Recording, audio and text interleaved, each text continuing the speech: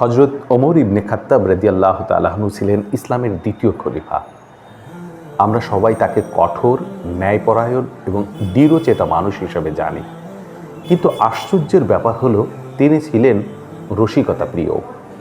আজ আমরা জানাবো ওমর রাদিয়াল্লাহু তাআলা আনহু এর কঠোরতা ও হাস্যরসের অনন্য মিশ্রণ। হজরত ওমর রাদিয়াল্লাহু তাআলা আনহুকে বলা হতো আল ফারুক, যিনি হক আর বাতিলের আলাদা করে দেন। তার শাসনামলে কোনো অপরাধী শাস্তি এড়াতে পারত না। দুর্বল, গরিব ও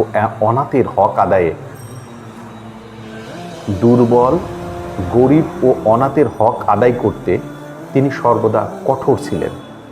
তিনি নিজ হাতে অনেক অন্যায়কারীকে শাস্তি দিয়েছেন। তার কঠোরতার কারণে শত্রুরাও ভয় কাঁপত।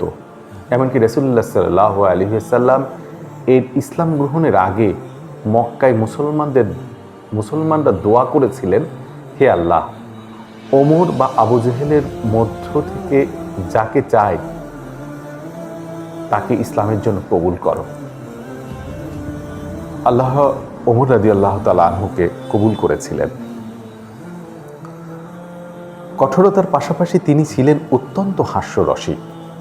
সাহাবারা বলেছেন, আমরা ওমর রাদিয়াল্লাহু তাআলা আনহুকে দেখেছি মাঝে মাঝে মজার কথা বলে সবাইকে হাসাতেন।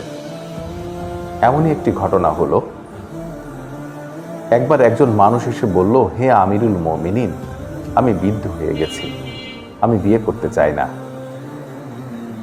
হযরত ওমর রাদিয়াল্লাহু তাআলা আনহু মুস্কি হেসে বললেন, তুমি যদি বিয়ে না করো তবে কে তোমার নাতি নাতনিদের দেখবে? এ কথা শুনে সবাই হেসে ওঠে। আরেকবার এক লোক মিথ্যা অজুহাত দিতে চাইল। তখন ওমর রাদিয়াল্লাহু তাআলা আনহু বললেন, তুমি কি চাও আমি তোমার জন্য এমন কাগজ লিখে দিই যাতে সারা জীবনের জন্য অজুহাত লিখে রাখতে পারো? এটাও ছিল এক ধরনের হাস্যরস, কিন্তু ভিতরে ছিল শিক্ষা। ওমর রাদিয়াল্লাহু তাআলা আনহু সাধারণ মানুষের সাথে মিশতেন, শিশুদের আদর করতেন। হযরত ওমর রাদিয়াল্লাহু তাআলা আনহু এর জীবনের কঠোরতা মানে নিষ্ঠুরতা ছিল না, বরং অন্যায়ের ক্ষেত্রে তিনি ছিলেন কঠোর, কিন্তু সাধারণ মানুষের মাঝে তিনি ছিলেন সহজ সরল মজার মানুষ। এই জন্যই তাকে এই ভারসাম্যই তাকে করেছে একজন আদর্শ নেতা। প্রিয় দর্শক, হযরত ওমর রাদিয়াল্লাহু তাআলা আনহুর জীবন থেকে আমরা শিখি, অন্যায়ের ক্ষেত্রে হতে হবে কঠোর, কিন্তু মানুষের আচরণ থাকতে হবে হাসি খুশি ও সহজ সরল। এটাই একজন প্রকৃত মুসলমানের বৈশিষ্ট্য।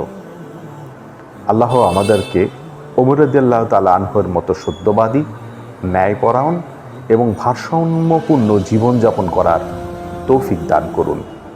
আমিন।